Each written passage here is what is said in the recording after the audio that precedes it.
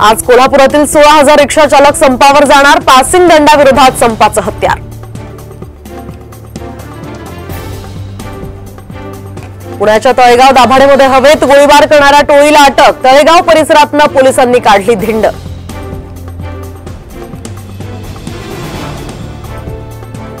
मुंबईवर पाणी कपातीचं संकट। मुंबईकरांनी पाणी जपून वापरण्याचं आवाहन। धरणांमध्ये अत्यल्प पाणी साठा।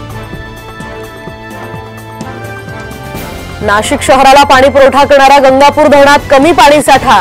पाऊस लांबल्यास नाशिककरांवर सुद्धा आठवड्यातनं 2 दिवस पाणी कपातीचं संकट। जळगावातही पावसाअभावी पेरण्या रखडल्या। शेतकरी अद्यापही चांगल्या पावसाच्या प्रतीक्षेत। जालना शहरासह जिल्ह्यात दमदार पावसाचं आगमन। मोठ्या विश्रांतीनंतर आलेल्या पावसानं बळीराजा सुखावला।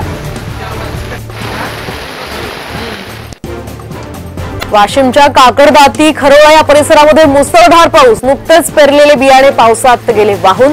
शेतकऱ्यांवर आता दुबार पेरणीचं संकट। संत ज्ञानेश्वर महाराजांचा पालखी सोहळा आता प्रस्थान ठेवणार। काही तासांवरच पालखी सोहळा प्रस्थान ठेवणार। इंद्रायणी नदी फेसाळली। वारंवार केलेल्या तक्रारी यांच्याकडे आता सरकारचं दुर्लक्ष। वारकऱ्यांचाही संताप। खरीप हंगामाच्या पार्श्वभूमीवर कृषी विभागाच्या वतीनं कृषी दुकान तपासणी मोहीम। साठेबाजांवर कृषी विभागाकडून कारवाई। संत गजानन महाराजांच्या पालखीचं आज हिंगोलीतून प्रस्थान। वाजत गाजत पालखी पंढरपूरच्या दिशेनं रवाना।